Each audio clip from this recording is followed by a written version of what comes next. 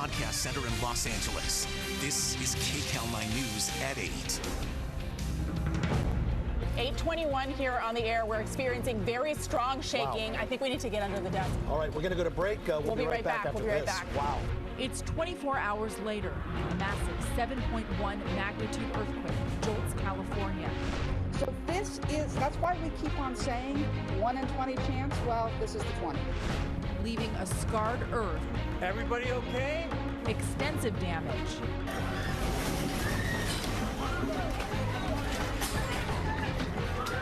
And a lot of rattled nerves. Started shaking, and it continued. My son was in the computer room. He says, "Dad, let's go." By the time we got to the front door, we couldn't stand. Now the cleanup begins as one store deals with looters, and everyone wonders, will another quake strike?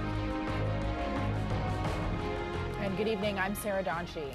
And I'm Chris Holmstrom, now to KCAL9 News at 8, also streaming live on CBSN Los Angeles. Continuing breaking news coverage of the 7.1 earthquake that rattled Southern California.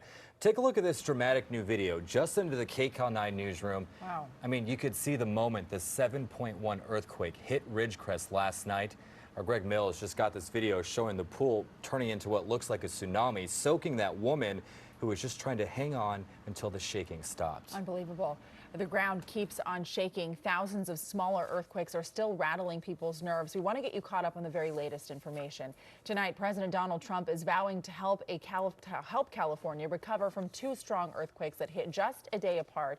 He told Governor Gavin Newsom that in a call, federal agencies will help in any way possible. Tonight, several thousand people in Ridgecrest are without power. We're not out of the woods yet, with seismologists warning of large aftershocks that could continue over the next 6 months. And Governor Newsom declared a state of emergency even before visiting Ridgecrest. That's the epicenter of the magnitude 7.1 quake which struck last night. That's where you find KCAL9's Greg Mills. He begins our team coverage. So many aftershocks here today, but it's really the first calm day they've had in 3 days. And they were pleased that the governor came down. Governor Newsom spent a good part of his day here meeting with people devastated by the damage. Officially, a foreshock of 6.4 Thursday and the main shock 7.1 Friday. But people here just refer to them as the 2 big earthquakes. The governor found on his tour some places the damage is not evident from the outside. You know, you walk into that Sears and we were with the gentleman that runs it. He says, this was the damage on Thursday. This is the damage on Friday. In addition to meeting with officials here to help people recover, he said he spoke with the president. Federal and state assistance is going to be there for the people in this area. So many need help, even if damage isn't readily apparent. Go to the mobile home park, the same thing. Red tags are there for a reason.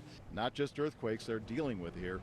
Burglars were out, taking advantage of those already suffering. That was hurtful for us. Abdul O'Day's store was damaged by the first quake on Thursday. He hit harder Friday night, and then after closing, burglars hit the place. Total loss between burglars and earthquakes, about $20,000. The good news for him, he does have insurance for his business. The bad news, like most people, he does not have earthquake insurance. He thinks it's just too expensive. In Ridgecrest, Greg Mills, KCAL9 News. All right, we'll take a look at the damage closer to the epicenter in Trona. Crumbled chimneys and walls, they collapsed in the quake, but even inside the home, there's even more destruction. Well, that shaking knocked over a washer, also a dryer. It spilled contents out of cabinets, even cracked ceilings, and almost ripped out a ceiling fan. Bookshelves toppled over, leaving books scattered across the floor in one home. It almost looked as if a small tornado just ripped through there. Well, the residents, they combed through the mess left behind and talked about what it felt like. See these holes here? The RV was sitting there, and when it just vibrated right down into the ground. While belongings are now scattered in backyards, there's structure and road damage. This entire neighborhood was hit hard. And the quake also did quite a bit of damage to this home in Trona. Now, the owner told KCAL9's Randy Page what happened the moment that quake hits. Ray Witcher was inside his home in Trona when the 7.1 earthquake came rolling through here last night. I was inside the house, and it started shaking. I was in my lounge chair, started shaking, then it continued. My son was in the computer room. He says, "Dad, let's go." By the time we got to the front door, we couldn't stand. Could not stand. I fell down on the front porch, and that's how I ended up with this. Was it loud? Very loud. You talk about a train rumbling, that's exactly what it sounds like. A tour of the outside shows significant damage. Pieces of stucco scattered on the ground, their backyard awning twisted and bent, their windows shattered. Broken glass litters the yard. Ray's wife Susan opens the door for the first time since the 7.1 shock hit yesterday to find this. Every room damaged, the fireplace crumbling. In fact, the Stitcher family says they will not spend the night here. They just don't think it's safe. In Trona, Randy Pate, let's go back to you. Unbelievable amount of work to do. Well, a terrified Ridgecrest man could only watch in horror as his neighbor's house burned to the ground after last night's earthquake. Thankfully, nobody was at home. Well, we finally made it up out of the chair and got to the door, and as I was opening the door, I could smell smoke. And got the door open, and I looked out, and the flames were already coming out of the one boy's bedroom window. This is what the house looks like today. It is a total loss. The earthquake sparked several gas leaks and 4 fires in total. Paramedics say most of the injuries, thankfully, were only minor scrapes and bruises. Seismologists at Caltech say there won't be any let-up in tremors anytime soon. They warn of even more aftershocks in the coming days. KCAL9's Joy Benedict tells us how strong they could be. Oh my God. The images are enough to instill fear hours after the shaking ended, as a 7.1 magnitude quake rocked Southern California. Scientists say, hold on, more is coming. We expect that this sequence will generate over 30,000 earthquakes of magnitude 1 and greater. The good news is experts lowered the probability of another 7.0 magnitude or higher quake to 3%.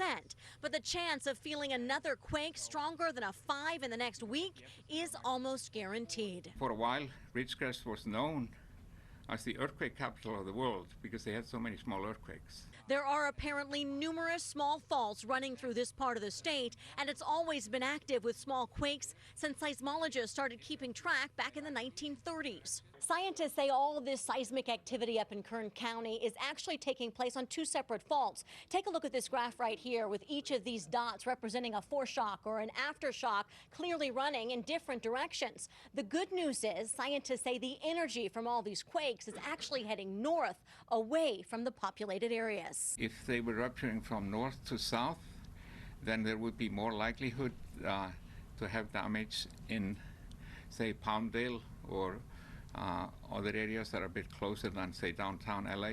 And although leaders in the LA area unveiled a new app to send out an early warning for quakes this year, it hasn't gone off. Scientists reiterate that it isn't supposed to. It's set to only alert users if a quake is strong enough to produce damage in LA County. Although we are told that threshold may be lowered, scientists aren't so sure that it should be. If you lower it to just felt shaking, then people get used to, oh, when I hear this sound, I'm going to feel an earthquake. That's it. I don't have to do anything about it. And that could be potentially dangerous. We want people, when they hear the alert go off, to drop cover and hold on. Joy Benedict, KCAL9 News. We'll count on KCAL9 and KCAL9.com for continuing coverage of the 7.1 earthquake aftermath and the expected aftershocks. We're also streaming on CBSN Los Angeles. Now, this is just one of many videos sent to us here during the earthquake last night. You can send your videos to us by using the hashtag CBSLA. All right, so we are taking a live look at the Santa Monica Pier. There it is, packed with people enjoying the sun, the surf. Let's check in now with KCAL9's Garth Kemp for your first forecast. Hey, Garth. I feel like I'm in the episode of the Brady Bunch or something here. Yeah. Hey, everybody, 67 degrees right now. Beautiful evening shaping up. It was a nice day today and a great Saturday night as the long weekend rolls on. Camarillo, I'll roll you around town. West winds right now around 5 miles an hour. Humidity 78%. It's pretty out there. Starting to get the marine layer move in.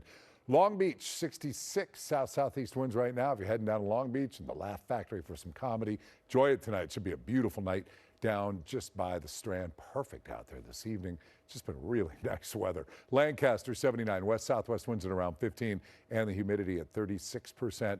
Get you out to Ontario. Look at the IE, 75. Nice, about 14-mile-an-hour wind. onshore, starting to cool things down beautifully out there. There's a change from 24 hours ago. Anywhere between a couple of degrees to a half dozen off the pace, like in Sherman Oaks, Studio City, Van Nuys. Tarzana's about 4 degrees cooler, about 5 degrees cooler out towards Riverside, and for the OC, anywhere between 2 and 4 degrees cooler. There's the winds out of the northwest. They keep pushing their way in. That's what's brought the marine layer towards us. So we continue. It's really nice weather coming up in a little bit. Get you in through the rest of the weekend. Plus, there is a warm up on the way. We'll show you all that in just a few minutes. Back to you guys. Thank you so much, Garth. Our coverage of the aftermath of that 7.1 earthquake continues all night here on KCAL9 News and CBSN Los Angeles. Plus other stories that we're watching. A local officer shoots and kills a teenage girl. What we're learning about the deadly confrontation. And showing you their pride, we're taking you to the first ever Gay Pride Festival held in Compton. And later, damage as far as the eye can see. The latest on a blast at a packed shopping center. But first, the free agency free-for-all, the big names coming to both LA NBA teams.